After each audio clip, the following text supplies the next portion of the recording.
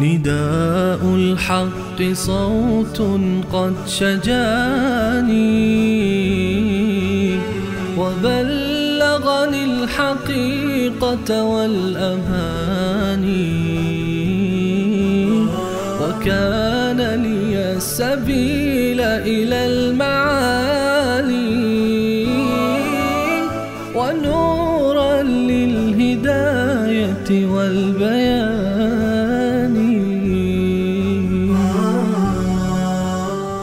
أعوذ بالله من الشيطان الرجيم. بسم الله الرحمن الرحیم. الم تر الی ربک کیف مد الظل. در ابتدای سوره عرض کردم که برای اثبات مسئله در این سوره 13 تا دلیل عقلی داریم. این دلیل چهارم است.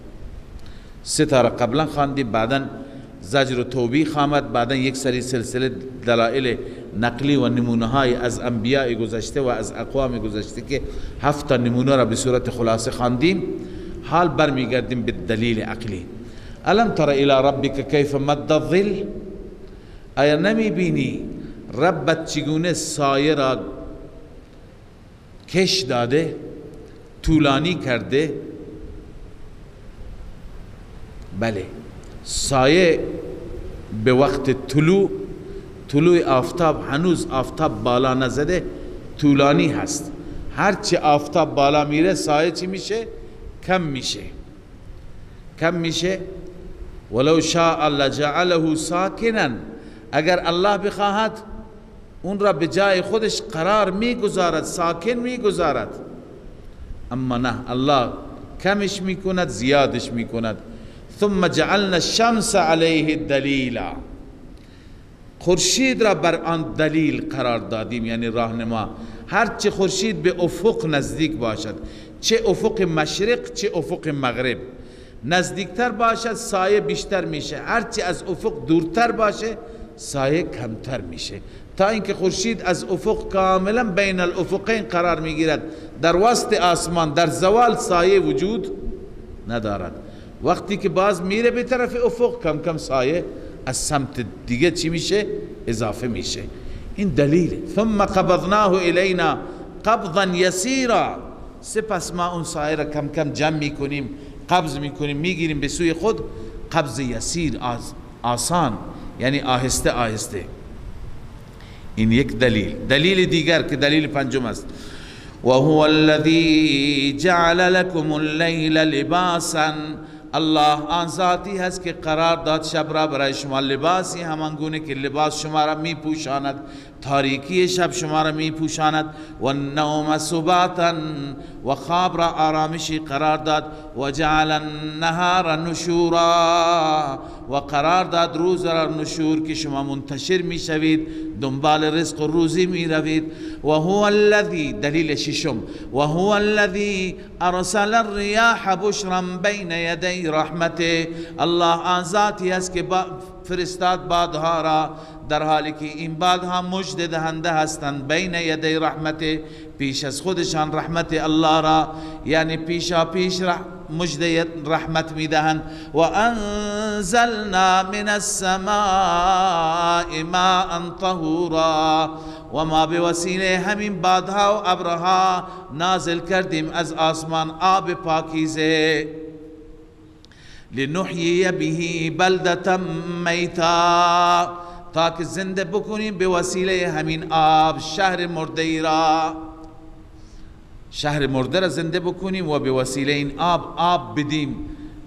و نسقیه مما خلقنا انعاما و اناسیا کثیرا. به وسیله همین آب بدیم، بنوشانیم حیوانات و چارپایان را و اناسی کثیرا، مردمان زیادی بیشماری متعددی. خب ببین اینا همه دلیل هستن. شب دلیله، خواب دلیله، باران دلیله، باد دلیله، اینا تمام دلیله قدرت لا یزالن. ولقد صرفناه بینهم لیذکروا، این دلائل را بار بار ما برمیگردانیم، اعاده میکنیم، تکرار میکنیم، آیات را برمیگردانیم با دلائل گوناگون و اسالیب مختلف. همین دلائل شب و روز را الله به چند اسلوب بیان میفرماید، بادها را، ابرها را، بارانها را، لیذکروا، تا اینکه اینا پند بگیرند، موعظه حاصل کنند. اما انسان متاسفانه اکثرش ناسپاس است. الله می فرماید فابا اکثر الناس الا کفورا، انکار کردند اکثر مردم مگر کفورا، مگر ناسپاسی را. چرا قبول کردند؟ ناسپاسی و ناشاکری را. اما الله عزوجل پیغمبرش را تسلی میده، ای پیامبر من، ای محبوب من، اگر اینها انکار میکنن، ناسپاسی میکنن، ولی خدا به شما جایگاه بسیار عظیم و رفیع عنایت کرده. ما اگر میخواستیم برای هر روستایی، برای هر شهر یک پیغمبر میفرستادیم، ولی این کار را نکردیم. شما را فرستادیم که برای همه عالمیان باشید، برای همه جهانیان باشید. این مرتبه کمی نیست. لیکون للعالمین نذیرا خواندیم در ابتدای این سوره که برای همه عالمیان نذیر باشد. لذا الله می فرماید ولو شئنا لبعثنا فی کل قریة نذیرا، اگر ما می خواستیم می فرستادیم در هر قریه نذیر، در هر قریه فرستنده. اما فلا تطع الکافرین، شما به وظیفت عمل کن ای محبوب، اطاعت نکن در تبلیغ توحید با از کافران. هرچی کافران میگویند شما توجه نکن. وجاهدهم به جهادا کبیرا، و با آنان جهاد کن، با آنان درگیر باش، جهاد بزرگ. اینجا با توجه به اینکه مکی هست گفتم با دلائل قرآن و به حکم قرآن. وهو الذي مرج البحرين هذا عذب فرات وهذا ملح أجاج. دلیل هفتم است، دلیل هفتم عقلی هست.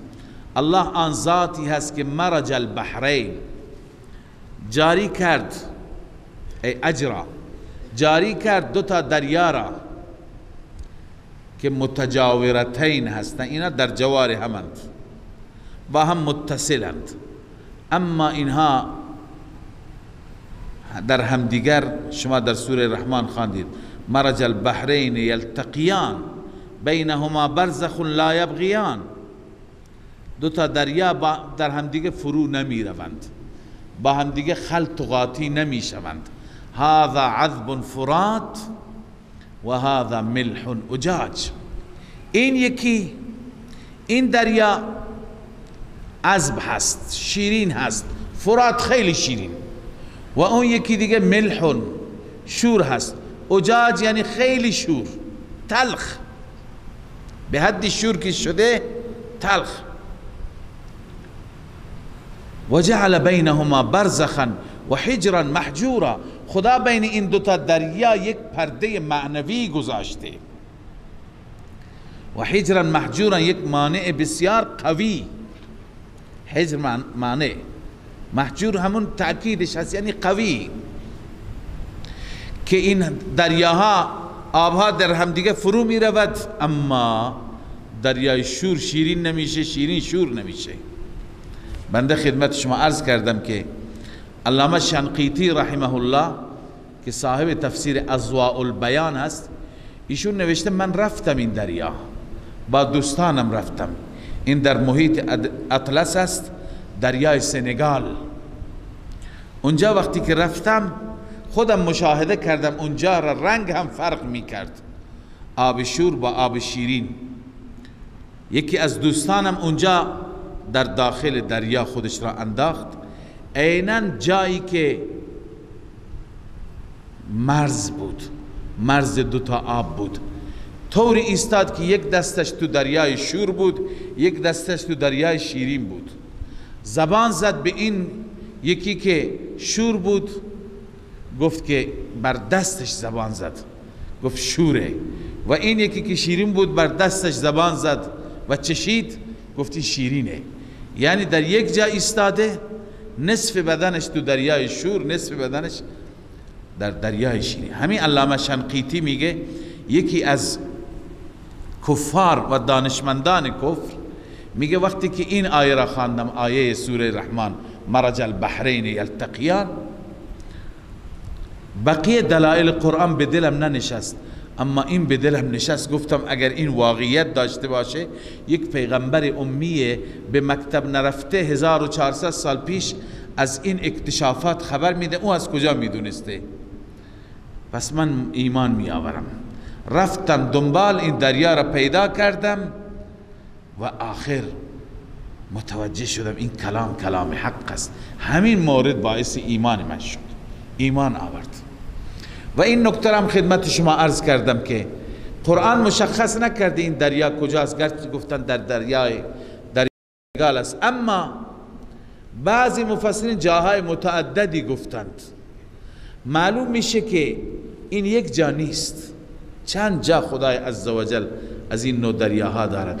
یک جای دریای سرد و گرم است، یک جای دریای سیاه و سفید است، یک جای دریای شور و شیرین است. یعنی با همه خواص این دریاها در عالمی که ما زندگی میکنیم امروز وجود دارند.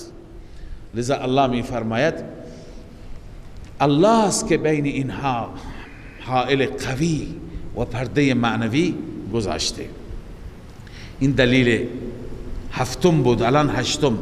و هو الذی خلق من الماء بشرا، الله آن ذاتی هست که از آب بشری آفرید، یعنی از نطفه. فجعله نسبا و صهرا، بین اینها الله قرار داد هم نسب، خویشاوندی با نسب، و هم صهرا، خویشاوندی با وصلت به اصطلاح، با اینکه بعضی ها از طریق نسب با هم خویشاوندان، پدر و پسرند، برادر و برادرند، برادر و خواهرند. بعضی ها خویشاوندی ها با چی هست؟ با وصلت ها هست، با صهر هست، مثل اینکه زن و شوهرند و خویش هم دیگه میشن به خاطر این نوع خویشاوندی ها. و کان ربک قدیرا، رب بر هر چیز قادر و توانمند است. ببینید این همه از توانمندی رب، اما باز هم زجر و توبیخ بر مشرکان که چیکار میکنند؟ و یعبدون من دون الله ما لا ینفعهم ولا یضرهم، آنها پرستش میکنند غیر از الله آن معبودانی که هیچ نفعی برای آنها ندارد و ترک عبادت هیچ ضرری برای آنها ندارد.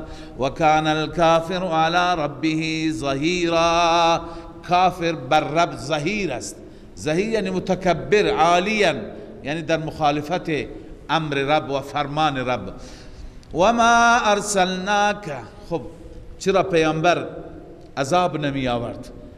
جواب اون و ما ارسلناک، ما نفرستادیم تو را ای حبیب الا مبشرا و نذیرا، مگر بشارت دهنده و ترساننده. شما فقط کارت انذار و تبشیره، نه اینکه عذاب بیاری یا معجزه‌ای که اونها میخوان بیاری. قل ما اسألكم علیه من اجر، بگو من سوال نکردم بر این تبلیغ از شما هیچ نوع پاداشی، الا من شاء ان یتخذ الى ربه سبیلا، مگر کسی که خواست، یعنی لکن من شاء، من فقط اینو میخوام، هر کسی خواست ان یتخذ الى ربه سبیلا، به سوی پروردگار راه را بگیرد و بیابد، از فرمان من اطاعت کند. در این قسمت الله تسلی میده پیغمبرش را، و توکل علی الحی الذی لا یموت، شما توکل کن بر اون ذاتی که حی هست، چنان حیی که موت بر او نمی آید. و سبح بحمده، سه تا اصل الله بیان فرموده، یک توکل، 2 تسبیح 3 تحمید که هر 3 تا توحید است. و تسبیح پروردگار را و حمد رب را بیان کن. و کفا به بذنوب عباده خبیرا، اگر دیگه هیچ گواه و مدرکی نباشد الله کافی هست از نظر این که نسبت به ذنوب بندگان خبر دارد. بذنوب عباده خبیرا. کدوم الله؟ الذي خلق السماوات والارض. این دلیل 9 شد. الله آن ذاتی که آفریننده آسمان ها و زمین است، آفرید آسمان ها و زمین را و ما بینهما و آنچه که ما بینشان است فی 6 ایام در مقدار 6 روز که این را به تفصیل چند بار توضیح دادیم کافی است. ثم استوى علی العرش، سپس مستوی بر عرش شد. این هم خواندیم از متشابهات است. نؤمن به ولا نسأل عن کیفیته. بله. الرحمن فاسأل به خبیرا. الرحمن یعنی هو الرحمن، اون ذات رحمان است. فاسأل به خبیرا، از او سؤال کن از نظر خبیر. دو تفسیر دارد. یکی این که فاسأل به خبیرا، شما درباره اون از یک خبیر بپرس. خبیر یعنی عالم. فاسأل عنه رجلا عالما عارفا یخبرک برحمته. اگر تو نمیشناسی، تو معرفت نداری، بپرس از مرد عالمی که از رحمتش برات بگه. فاسأل به ای فاسأل عنه خبیرا. تفسیر دوم این که مراد از خبیر ذات الله عزوجل است. فاسأل به خبیرا، ضمیر بهی به همین اشیاء مذکوره که خواندید، یعنی درباره این مسائل، اینها همه دلایل توحید بود نه؟ درباره اینها از خبیر بپرس، از ذاتی که از همه چیز خبر دارد. تفسیر خازن اینجور نوشته ایها الانسان لا ترجع فی طلب العلم بهذا الى غیری. ای انسان درباره این مسائل از به کسی دیگر رجوع نکن، از کسی دیگر نپرس، بلکه فاسأل عنه خبیرا و هو الله تعالی. از این مسائل از خبیر بپرس که الله عزوجل است. پس او رحمان است. اما مشرکین بدبخت رحمان را قبول نداشتند، رحمان را نمی شناختند. و اذا قیل لهم اسجدوا للرحمن، هرگاه به آنان گفته می شد سجده کنید رحمان را، قالوا و من الرحمن، آنها انادم می گفتند رحمان چیه؟ انسجد لما تأمرنا، آیا ما سجده کنیم اون چیزی را که تو ما را میگی؟ و زادهم نفورا، نفرتشون درباره سجده بیشتر میشد. البته اونها نفرتشون از کلمه رحمان و خدا را که سجده میکردن مشرکان قبول داشتن، رحمان را قبول نداشتن. چی میگفتند؟ علامه مظهری، علامه قاضی ثناء الله پانیپتی در تفسیر مظهری گفته قالوا و من الرحمن یعنی لا نعرف الرحمن و كانوا ينكرون ان يسمى الله باسم الرحمن. اونا انکار می کردند که به نام الله به نام رحمان هم صفتی داشته باشد. اینو ابن کثیر گفته. اما مظهری میگه لانهم ما كانوا يطلقونه على الله تعالی، واژه رحمان را بر خدا اطلاق نمی کردند. العیاذ بالله به دیگران می گفتند رحمان، به مسیلمه کذاب حتی می گفتند. لانهم ما كانوا يطلقونه على الله تعالى وكانوا يقولون لا نعرف الرحمن الا الرحمن اليمامه. ما هیچ رحمانی نمی شناسیم مگر فقط یک رحمان می شناسیم، اون رحمان یمامه هست. مسیلمه را می گفتن رحمان یمامه، خیلی دستش بازه، جود و سخا دارد. یعنون مسیلمه الکذاب یسمونه رحمان الیمامه. تفسیر مظهری به مسیلمه کذاب می گفتن رحمان الیمامه. لذا درباره الله می گفتن من رحمان چیه؟ به این خاطر نسبت به کلمه رحمان اونها حساسیت داشتن، چون که جاهل بودن، شناخت نداشتن، معرفت نداشتن. تبارك الذي جعل في السماء بروجا وجعل فيها سراجا وقمرا منيرا. در ادامه دلائل عقلیه این دلیل دهم است. دلیل دهم عقلی بر توحید و اثبات توحید الله عز وجل. الله ضمن اینکه دلیل را بیان می فرماید، مدعا را هم اعاده می فرماید. برکات فقط از اوست، برکات دهنده فقط اوست. اون ذاتی که الذی جعل فی السماء بروجا، در آسمان برای شما برج قرار داده. ما برج را قبلا خواندیم، یکی از دو تفسیر. برج یا نام کواکب سیاره هست، یا برج منازل کواکب هست، منازل خورشید هست، منازل ماه هست که در اون منازل قرار میگیرند. و جعل فیها سراجا و قمرا منیرا. الله آن ذاتی هست که در این آسمان چراغی قرار داده، چراغ که خورشید باشد، و قمرا منیرا، و ماهی که روشن هست. واقعا وجود خورشید و خود خورشید، انسان اگر فکر بکند، و ماه آیات بزرگی هستند از آیات رب العالمین که اینها بالاتر از فهم انسانند. به چه صورت خلق شده، چگونه انجام مأموریت می کند. و هو الذی جعل اللیل و النهار، دلیل 11 عقلی هست که اینها همه دلائل در گذشته ما خواندیم. و هو الذی جعل اللیل و النهار خلفة. خلفه یعنی خلیفه، هم جانشین، یکی میره یکی میاد. مثلا الان نهار است، نهار میره، خلیفهش کی میشه؟ جانشینش شب میشه. شب میره، باز خلیفهش نهار میشه. لمن اراد ان یذکر او اراد شکورا. اینها آیت هستند، نشانی هستند، دلیل هستند برای کسی که بخواهد پند بگیرد، یا برای کسی که بخواهد شکرگزار باشد، سپاسگزار باشد. یکی ادنا هست و یکی اعلا. ان یذکر ادناش هست، او اراد شکورا اعلا هست.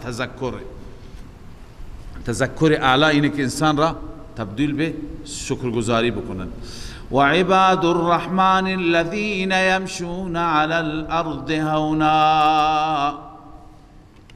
الله عزوجل در این بخش خواصی که از این دلائل خوب بهره میگیرند، خوب استفاده میکنند، استقبال میکنند، و بعد در نتیجه صفات محبوب، صفات خوبی در وجود اونها پیدا میشه.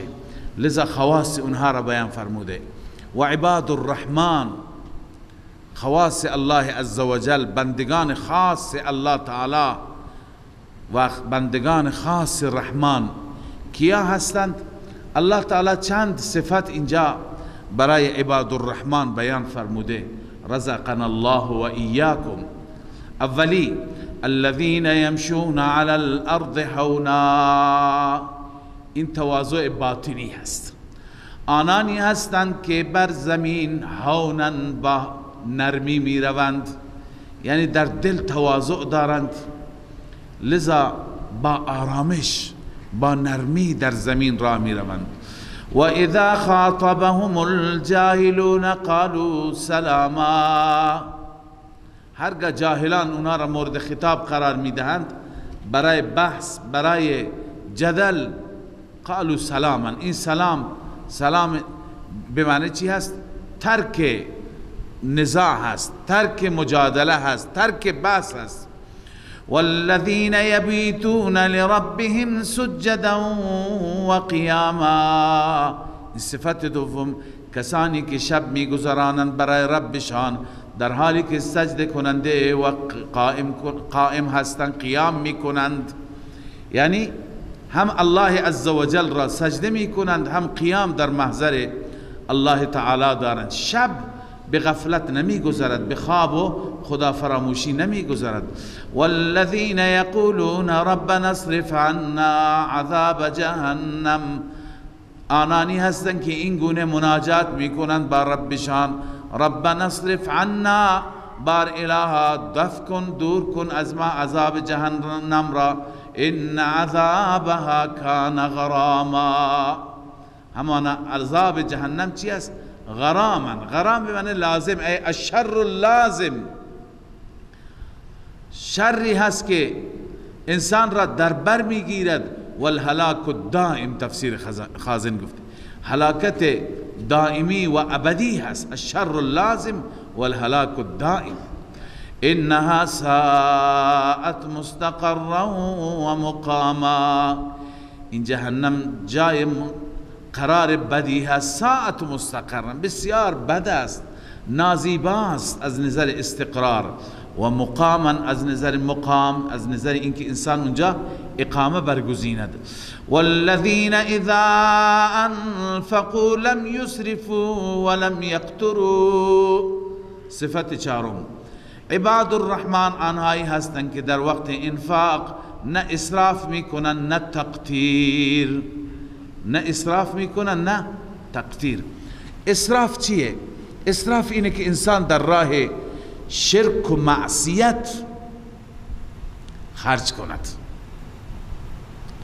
و تقتیر اینه که انسان در راه طاعت و نیکی خرج نکند.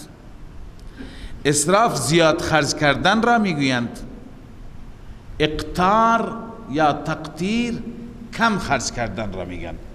خب زیاد خرج کردن و کم خرج کردن، معمولا مردم اینها را برای زن و بچه بیان میکنند، برای اهل و اولاد، برای اونایی که تحت تکفل انسان هستن بیان میکنند. مثلا میگن اسراف اینه که انسان زیاد بریزه، و تقتیر اینه که انسان دست نگه داره بخل کند. اما علامه اندلسی نوشته الانفاق فی غیر طاعت اسراف، کسی انفاق بکند که این انفاقش در غیر طاعت بشه، مثلا در راه معصیت، ترویج شرک، خرافه، یا برای آلات لهو و لعب، دهل و تنبور و ارگ و امثالهم، اینها تمام راههای گناه هستند. اینجا خرج کردن مال یعنی اسراف. والامساک عن الطاعه اقتار، دست را نگه در از طاعت، مثلا به فقیر نده، به بیوه نده، به مسکین نده، برای مسجد خرج نکن، برای راه جهاد خرج نکن، این میشه اقتار، این میشه تقتیر. لذا عباد الرحمن کسانی هستند که خرج میکنند، اسراف نمی کنند، یعنی در راه معصیت خرج نمی کنند. ولم یقتروا، اقتار نمی کنند، یعنی مال را از راه طاعت و نیکی باز نمی دارند. و کان بین ذلك قواما، بین این متوسطا، توسط دارند، یعنی بین اسراف و تقتیر یا بین افراط و تفرید. والذین لا يدعون مع الله الها آخر، صفت پنجم، آنانی هستند عباد الرحمن، آنانی که لا يدعون مع الله الها آخر، نمیخوانند با الله معبود دیگر، ولا يقتلون النفس التي حرم الله الا بالحق، معصیت اعتقادی هم ندارن، معصیت عملی هم ندارن. لا يدعون مع الله الها آخر معصیت اعتقادی هست، ولا يقتلون النفس، يدعون مع الله اعتقادی هست، شرک اعتقادی هست، و قتل نفس معصیت عملی هست. و همچنین نمی کشند اون نفسی را که الله حرام کرده الا بالحق، الا بالحق حق شرعی مراد است. سه صورتی که برای شما بیان کردم. ولا یزنون، و کسانی که زنا نمی کنند، بی افتی نمی کنند، اینها هستند عباد الرحمن. و من یفعل ذلك یلقى اثاما، هر کسی این کار را بکند، یعنی شرک و زنا، این دوتا آمدند. یلقى اثاما، مواجه میشه با گناه را ملاقات میکند. گناه را که ملاقات کند و مواجه بشه چه میشه؟ یضاعف له العذاب یوم القیامه، این عذاب جسمانی هست. یضاعف، چند برابر میشه برای او عذاب، یوم القیامه، روز قیامت، یعنی شدید. این بیان شدت عذاب است. و یخلد فیه مهانا، این مدید، این طولانی بودن عذاب است. و یخلد فیه مهانا، و همیشه در آن جهنم میماند مهانا ذلیل خوار. اون عذاب جسمانی بود، این مهانا عذاب روحانی است. الا من تاب و آمن و عمل عملا صالحا، توبه عن الشرک، مگر کسی که توبه بکند از شرک، از زنا، و آمن، توبه بکند یعنی چه؟ یعنی ایمان بیاورد، و عمل صالحا، و عمل صالح انجام بده، بعد از اون به طرف گناه و معصیت نره. الله فرموده فاولئک یبدل الله سیئاتهم حسنات، این انسان ها کسانی هستند که تبدیل می کند الله سیئاتشان را به حسنات. به چه معنا؟ یکی اینه که توفیق سیئ از اون سلب میشه و توفیق حسنه پیدا میکنه. تا دیروز اگر شرک میکرد، امروز یک تاپرست و موحد و خدا را فقط سجده میکنه. اگر کار بی افتی میکرد، امروز پیکر پاک دامنی و افت و حیا هست. یعنی افعال سیئه، عادات سیئه، صفات سیئه تبدیل به چی میشن؟ به حسنات میشن. و کان الله غفورا رحیما، یا اینکه معنی حقیقیش هست، یعنی حتی گناهان را خدا تبدیل به چی میکند؟ حسنات، چون که این به صورت 100% برگشته و توبه کرده. و کان الله غفورا رحیما، الله غفور هست، بخشاینده هست. بنویسید در محو سیئات. رحیم هست، مهربان است در ثبت حسنات. و من تاب و عمل صالحا فانه یتوب الی الله متابا. ببینید دوباره توبه را آورده. خب یک بار فرمود الا من تاب، فرقش چیه؟ بزرگان مفسران میفرمایند چون در گذشته دو تا گناه بود، یکی گناه اعتقادی بود، یک گناه عملی بود. یکی موضوع شرک بود، یکی زنا بود بلا نسبت. حال دو تا توبه لازم است، یک توبه از عقیده و از عقیده شرکی و از کفر. الا من تاب و آمن و عمل صالحا، اون بحث توبه عن الشرک است. و من تاب و عمل صالحا، این توبه عن المعصیت است، از گناه است، بی افتی. الله می فرماید و من تاب و عمل صالحا، هر کسی که توبه کند و عمل صالح انجام بده، فانه یتوب الی الله متابا، همانا اون انسان یتوب الی الله متابا، اون رجوع میکند به سوی الله، رجوع کردنی یعنی برگشتش به سوی الله، و الله عزوجل با او رفتار نیک میکند، رحیم نسبت به او مهربان میشه.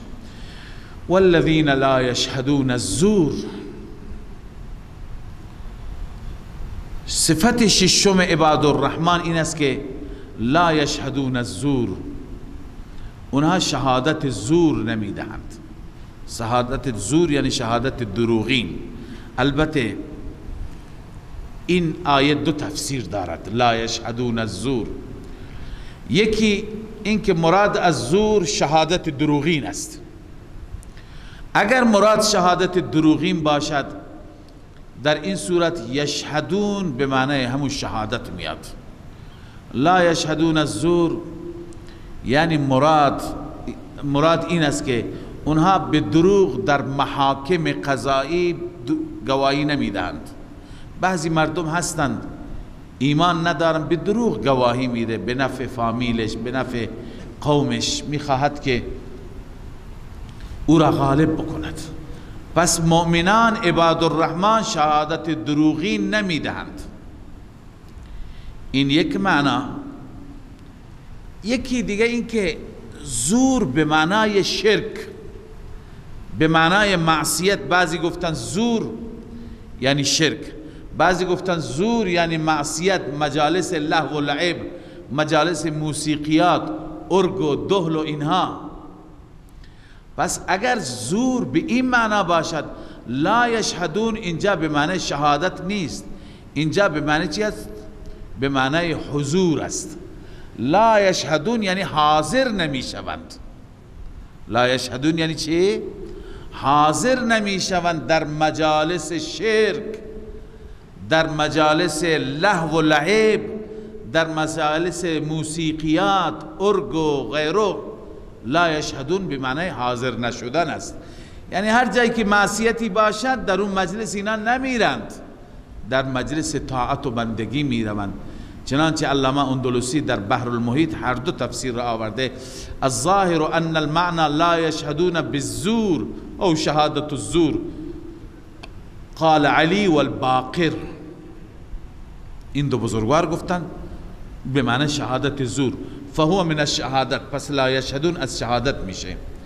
او المعنى لا یحضرون من المشاهده، از مشاهده میشه، یعنی حاضر نمیشوند. و الزور الشرک و الصنم او الكذب او آلت الغنا. چندین تفسیر کردن زور را، آله غنا، شرک، کذب. پس در این مجالس حاضر نمیشوند. و اذا مروا باللغو مروا کراما، هرگاه در از مجلس لغو رد میشوند بزرگوارانه رد میشوند، با وقار و با متانت رد میشوند. یعنی چه؟ یعنی نمی ایستند در مجالس لغو، شریک نمی شوند، آلوده نمی شوند. مجالس لغو هم لغو یا شرک است، یا چنانچه خواندیم تفسیر ابن عباس بود، یا لغو تمام گناهان، معاصی. هر مجلسی که مجلس معصیت باشد این عباد الرحمن با وقار و متانت رد میشه، اونجا خودشون را آلوده نمی کنند. صفت هفتم عباد الرحمن: والذین اذا ذکروا بآیات ربهم. عباد الرحمن آنهایی هستند که هرگاه پند داده میشوند، تذکر داده میشوند نسبت به آیات رب، لم یخروا علیها صما و عمیانا، نمیفتن بر آن کر و کور. منظور اینه که ناشنوا و نابینا نمی روند، بلکه چشمانشون را باز میکنن، گوشهاشون را باز میکنن، به آیات رب خوب توجه میکنن، خوب نگاه و مطالعه میکنن، خوب گوش میکنن، برای خودشون درس میگیرند. کر و کور مثل مشرکان صم بکم رد نمیشوند. و نوع هفتم: والذین یقولون رب. هشتم صفات عباد الرحمن. عباد الرحمن کسانی هستند که میگویند ربنا هب لنا من ازواجنا و ذریاتنا قرة اعین. پروردگارا ببخش برای ما از سوی همسران ما و اولاد ما خنکی چشم. یعنی محیط خانواده چنان باشد که باعث خنکی چشم و شادی قلب بشه، سرور قلب بشه. واقعا خانواده و کانون خانواده میتواند باعث مسرت قلب و خنکی چشم بشه، هم میتواند باعث غم دل و سیاهی چشم بشه. وقتی که خدای عزوجل بر کسی این مصیبت را بیاره که در خانواده مشکل داشته باشه، فرزند ناصالح باشه، زن ناسازگار باشه، زندگی تبدیل به جهنم میشه. پس به این مهم قرآن ما را توجه داده که همیشه این باید دعا را کرد که خدایا در اون محیط ما را سربلند بفرما که ما از اونجا هیچ ناراضگی از زن و اولاد داشته نباشیم، فرزند نافرمان و زن ناسازگار داشته نباشیم. واجعلنا للمتقین اماما، ما را الگویی برای متقیان بگردان. امام پیشوا، منظور الگو که بقیه از ما چی بکنند؟ تبعیت بکنند. معنیش اینه که در باب تقوا ما در حد عالی باشیم که بقیه از ما تأسی بگیرند. لذا اینها صفات عباد الرحمن بودند، صفات بندگان ویژه الله عزوجل بودند، یا بگیم صفات خواص که الله تعالی بیان کرد تا ما تک تکمون از این صفات تأسی بجوییم. لذا الله می فرماید کسانی که این صفات هشتگانه را دارند اولئک یجزون الغرفا، این افراد، این گروه کسانی هستند که پاداش داده می شوند. غرفه یعنی کاخها و قصرهای بهشتی. بما صبروا، بسبب اینکه اینها استقامت کردند در دین، صبر کردند. اونجا چه خبره در بهشت؟ و یلقون فیها تحیة و سلاما، و مواجه می شوند در آن بهشت با تحیه و خوش آمدگویی و سلام. همش خوش آمدگویی، سلام، همش کلمات زیبا می شنوند، نازیبا نمی شنوند. خالدین فیها، همیشه و همواره در آن بهشت می مانند.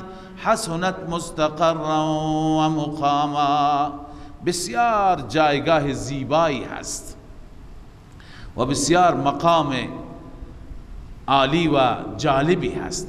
از نظر استقرار و از نظر اقامت و سکونت بهشت بهترین جا هست. الله عزوجل نصیب همه ما بگرداند. قل ما یعبأ بكم ربی لولا دعاؤکم، اینجا تخویف دنیوی هست. الله تعالی می فرماید ای پیغمبر به اینها بگو ما یعبأ بكم ربی، رب من به شما پروا ندارد اگر دعای شما نبود. یک معنی اینه که اگر دعای شما نبود پروا نمی کرد، شما را زود عذاب میداد، اما این دعا جلوی شما را گرفته. یکی دیگه اینه که گفتن لولا دعاؤکم جداگانه هست، شرط است، لعذبکم جزا مقدر است. اگر دعای شما نبود خدا شما را عذاب میداد. ببینید مشرکین دعا میکنند. این مطلب را، این بحث را قبلا خدمت شما عرض کردم، تکرار میکنم که دعای مشرکان در دنیا برایشون مفید واقع میشه. و ما کان الله معذبهم و هم یستغفرون، اونا که استغفار میخوانند خدا عذاب نمیده، خدا مهلت میده. پس از روی این آیه و امثال این آیه بزرگان ما مفسران استنباط کردند، استدلال کردند که اگر کافر مشرک در دنیا دعایی بخواند، بعضی مشرکان هستند کتابهای دعا دارند، به دعا خیلی اهتمام میورزند، در شرایط خاصی میشینند دعا میکنند، یکی دعا میکنه بقیه گریه میکنند. مسیحیان هم حتی مناجات دارند، دعا میکنند، یهودیان دارند، بقیه دارند. لذا این دعاها بی تأثیر نیست، از قرآن معلوم میشه. لولا دعاؤکم، اگر دعای شما نمی بود لعذبکم، خدا عذاب میداد. پس دعای مشرک، عمل مشرک، عمل نیک میکند، به یتیم میرسه، به فقیر میرسه، دست به سر همه میکشه، در دنیا نیکی میکنه، حس بشر دوستی داره، انسان دوستی داره، این خصلتش برای دنیاش مفید میشه، در دنیا جوابش را میگیره. اما در آخرت نه. در آخرت که خواندیم فجعلناه هباء منثورا، غبار پراکنده میشه، میره تو هوا، گم میشه. پس وقتی که دعای مشرک تأثیر دارد در امر دنیا، دعای مؤمن ندارد. به طریق اولا دارد. دعای مؤمن در امر دنیا و آخرت تأثیر گذار است. پس الله می فرماید لولا دعاؤکم، اگر دعای شما نبود شما را الله عذاب میداد. خب وقتی که اینها این چنین هستند چرا بخشوده نمیشن؟ الله می فرماید فقط کذبتم فسوف یکون لزاما، همانا شما تکذیب کردید رسالت را، قیامت را، توحید را. اصول دین یکتا پرستی را قبول ندارند، رسول الله را قبول ندارند، قیامت را قبول ندارند. فقط کذبتم فسوف یکون لزاما، پس جزای تکذیب شما را لازم است، به شما می چسبد. به چه معنی؟ جزای تکذیب یعنی عذاب. عذاب شما را لازم است، عذاب شما را در برگیرنده است. صدق الله العظیم.